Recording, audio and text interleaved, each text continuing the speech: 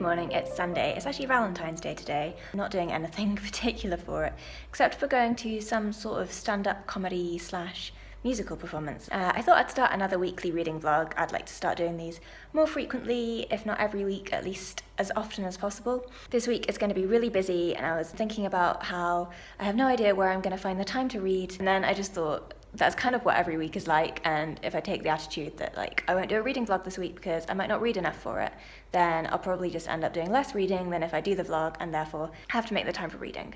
So that's what we're doing this week. Bonjour, bonsoir.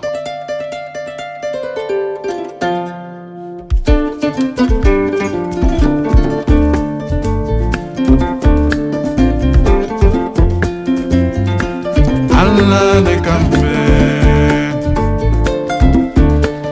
Cambe, niente, alla de Cambe.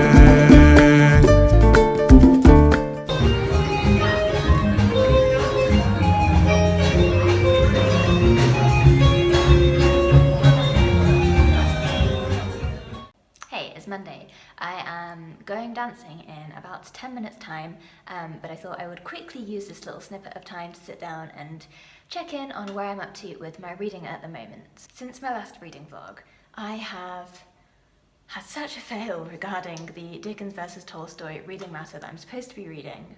Basically, I missed the deadline for finishing Childhood, Boyhood, Youth by the end of January in order to be ready to see the live show, and then since then I just kind of haven't really read very much more, so I need to get back on that because I'm also supposed to be reading Pickwick Papers. That's the book for February and March, so I guess I've got March as well for that to stretch into, but yeah, I'm feeling a bit behind on Tolstoy and Dickens stuff.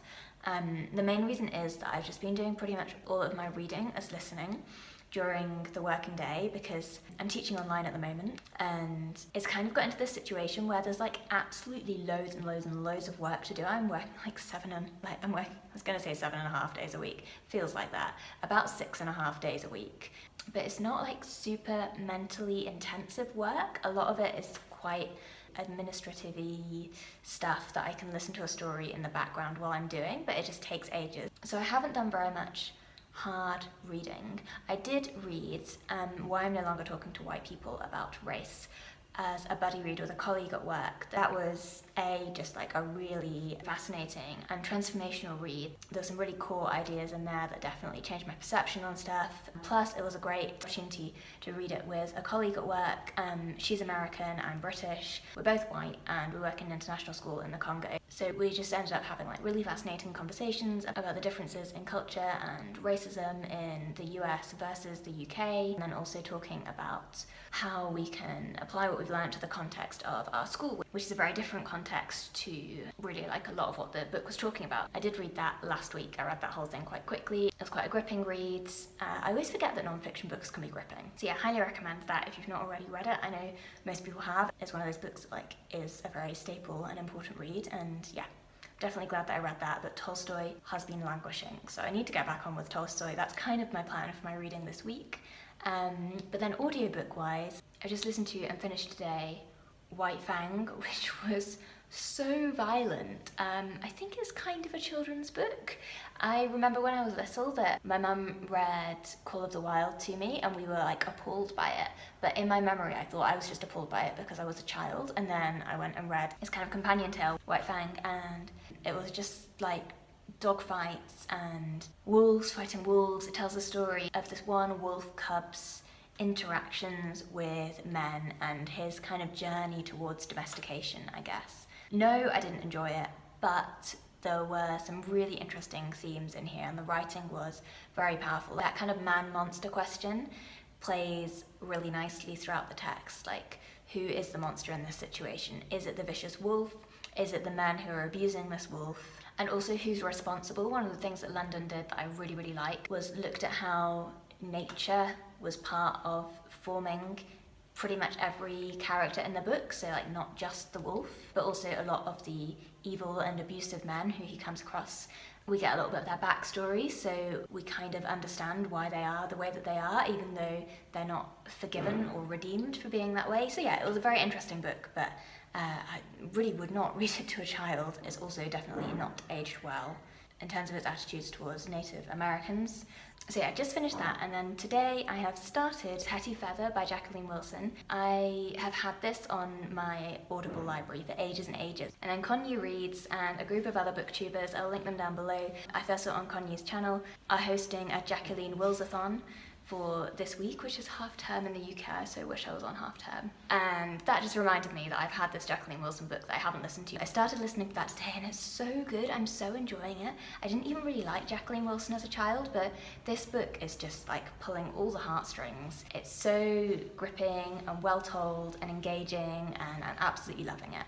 So Hetty Feather is the story of an orphan at the Foundling Hospital in London during Victorian times and her upbringing. So that's where I'm up to with my reading at the moment. Plan for this week is to get on with Tolstoy, but also to enjoy the rest of the Jacqueline Wilson novel that I'm listening to, and then to see where I go from there. I actually just bought The Making of a Marchioness by Frances Hodgson Burnett, her book for adults, a Persephone classic, on Audible, and I might listen to that next if I finish Hetty Feather, because I have been wanting to read that for ages, and then it was on offer for £3, so yeah, I will probably buy the hard copy of it from Persephone Classics at some point in the future, but I think that would be a super lovely read. So yeah, right, I'm off to dancing. I'll catch up with you later on in the week. Surualiko, mbolo moidore. Surualiko, mbolo moidore.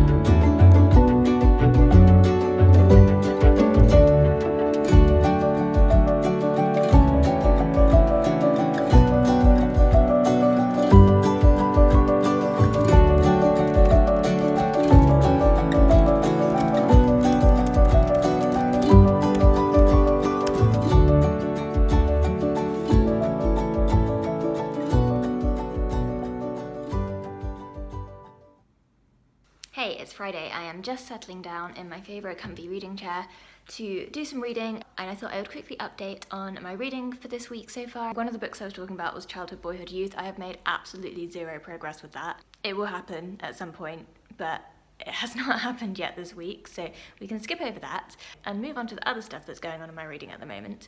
One of the really exciting things, I've just started reading on my Kindle The Mother of the Brontes, When Maria Met Patrick, which is for the Fierce Women book club that I have kind of just found out about. This book is a January-February read, and it's currently, I think, about 10 days off the end of February, so I'm really hopping in right at the very end of that. But I am so excited at the prospect of this book club. It's hosted by Milana Reeds, Naomi Shell, and Kate Howe on YouTube. And it's particularly looking at like biography and autobiography of women who have lived with chronic illness, which I just think is such a fascinating topic. And I actually really don't know anything about the mother of the Brontes, even though obviously the myth of the Brontes is such a huge thing. So I'm really excited to find out more about her, and I'm also just super excited about this as a concept for a book club.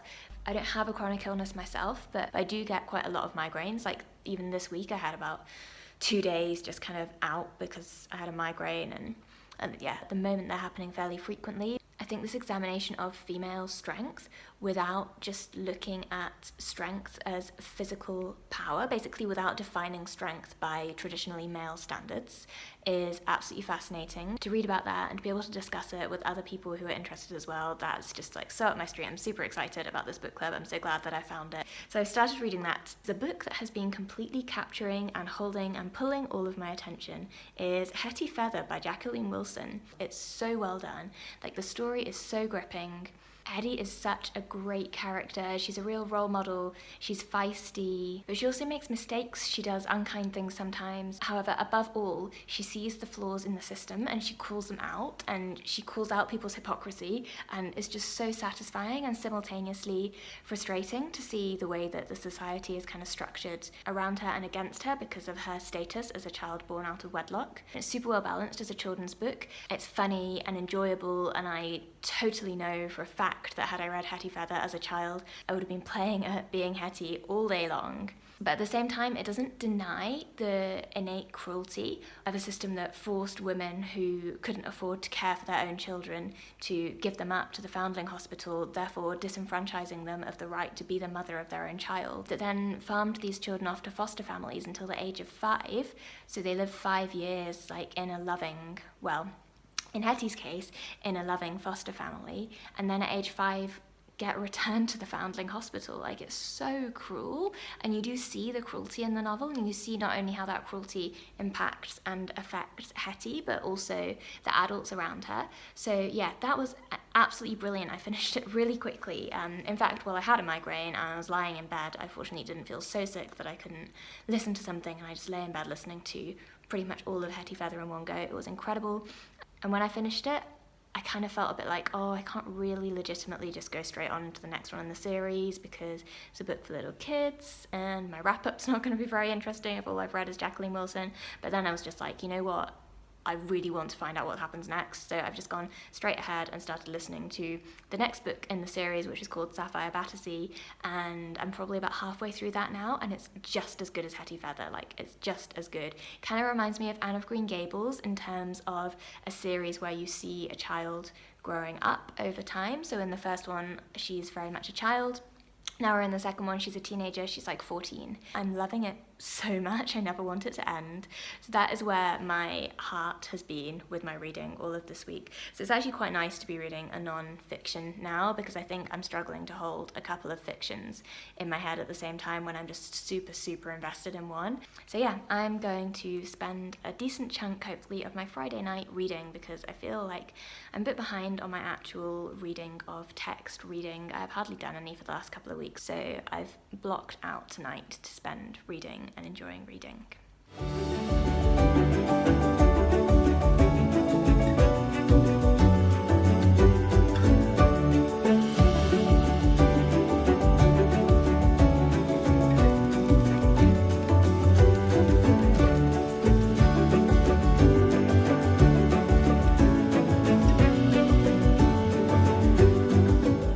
Hey, it's Saturday afternoon. I'm just going to do a final reading update and then round off the vlog for this week. I feel like I have at least done a better job of filming more things this week than I did the last time I did my reading vlog, so hopefully this will feel a bit more like a week's worth of a vlog. I'm still reading far too many books at the same time. I still need to wrap some off. I think that might be my spring break project, to get my Goodreads currently reading down to a sensible number, 4. I have made a bit more progress with Persuasion. I'm about halfway through now. I'm on chapter 14, I think. And you know what? I'm finally starting to get into it. I'm starting to feel intrigued by the romance. I'm starting to find it more funny. And yeah, all in all, I'm sort of finding my stride with Austen's observational language. I'm quite enjoying it, so that's nice. Yesterday I was mentioning that I just started reading The Mother of the Brontes for the Fierce Women Book Club, and I read about a third of that last night. It's quite a short read so far. It kind of reminded me why I naturally gravitate towards fiction over non-fiction, and biography in particular. I'm trying to think if I've ever read a biography and really loved it. I am sort of skimming various passages of it. Some of the primary sources and stuff that are included in it, are interesting and are good backup to what she's saying, but I'm not reading and taking my time over every word.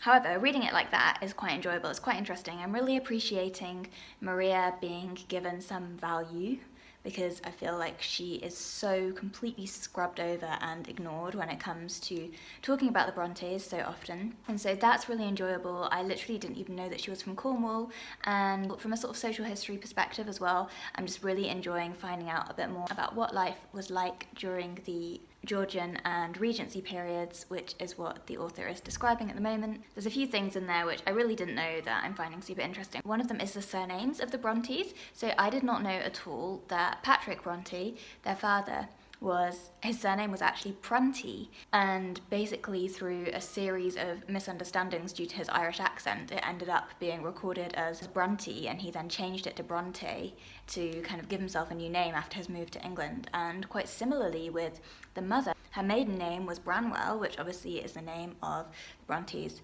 brother, but her father also had like a series of iterations of various forms of that name before it ended up actually being Branwell. So that was really interesting. I hadn't realised just how close to the Brontes' generation their name wasn't even Bronte. Next, Hetty Feather.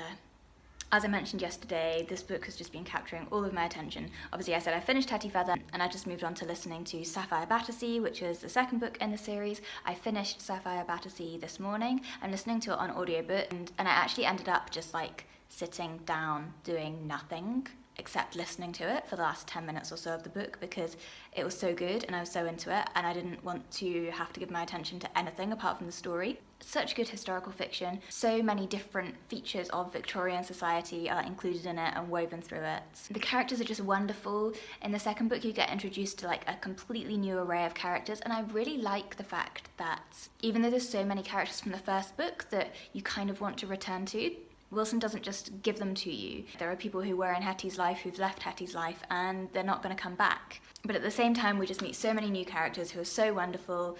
There's like complete and utter hypocrites who you hate. There are people who are poor and struggling but are just truly good, kind, wonderful people. And there's also a really nice range of in-betweens. Basically, I loved it. I was just totally hooked on it the whole way through. Again, I love it when a sequel turns out to be as good as the first book. After I finished that, I wasn't quite sure what to do with my audiobook listening, and for some reason, Audible Discovery, where I listen to free audiobooks, has like doubled the number of books that are available to me from about a week ago on there. So I was like, oh, interesting. And Pickwick Papers was on there, which is the current read for the Dickens versus Tolstoy book club that I am attempting to follow along with. And so I thought I would listen to some of that kind of in the background. I do intend to read the Pickwick Papers properly in book format, but I thought I would just listen to some of that in the background while I was doing some work and give it a bit of a taster and see what I thought of it. I actually came in with really low expectations because I know that Pickwick Papers is A, it's Dickens's first novel, and B, I've just heard people saying that it's not super great. My mum especially, I think it's her least favourite Dickens, and she absolutely adores Dickens. So I didn't have really high expectations, but then it started and Dickens is just so idiosyncratically Dickens. Like even in this, his first book, his voice is so strong and there's such a rhythm to his language. Like nobody else uses lists in the same amazing way as Dickens uses lists. They just build up the comedy, or they build up the rich layers of description, and it's fantastic and I love it, and it feels like coming home to go back to a Dickens book, because that language has just been a part of my life for so many years. As Dickens is just an author who, more than any other author, I think, demands to be read out loud. Like his work kind of borders on poetry to the extent that parts of it just become so superior when you read them out loud. I'll be perfectly honest, I haven't actually really been following the story of it that well because mostly I was focused on doing my work, but the language of Dickens in the background was actually really soothing and comforting and enjoyable. So I listened to maybe a couple of hours worth of the Pickwick Papers this morning. I'm going to stop there now and start reading it properly because I'm not really taking it in, but it is promising so far. Finally, on audiobook, I decided to just take the plunge and get the next book in the Hetty Feather series because I am so in love with it, and also so enjoying, you know, that feeling when you're wrapped up in a series. Like you get it sometimes when you watch a TV series and you end up binging it, you just become absolutely obsessed with it and kind of wrapped up in that world. And it's a really nice sensation when you just kind of admit to yourself that you're addicted to it and allow yourself the relief of like slipping into that world entirely. And that's how I feel about Hetty Feather. I didn't have an Audible credit, but I just went and paid 12 quid and bought the whole book on Audible because I really want to listen to it, and it's such perfect background listening. I am going to go right ahead and start that now. I'll probably try and do another reading vlog next week as well. Next week I am back at work 5 days a week in school with the kids. So I have no idea how that's going to go. In my mind, because online learning has been so difficult, I'm kind of now thinking that being back at school is going to be easy, but I know that that is not how I feel about being back at school when I'm actually normally at school. So we'll see how that goes. Anyhow, thank you so much for watching. I hope that you enjoyed this weekly vlog. Please like and comment if you did. It has honestly been the absolute highlight of my week, like reading and responding to your comments on my videos so far. I just feel completely overjoyed to have found this community of other people who care about books as much as I do. It gives me so much energy and happiness to hear your opinions on the stuff that I'm reading, find out about the books that you love, like receive your recommendations. Thank you for being here. Have a wonderful day wherever you are in the world, and I'll see you in the next video.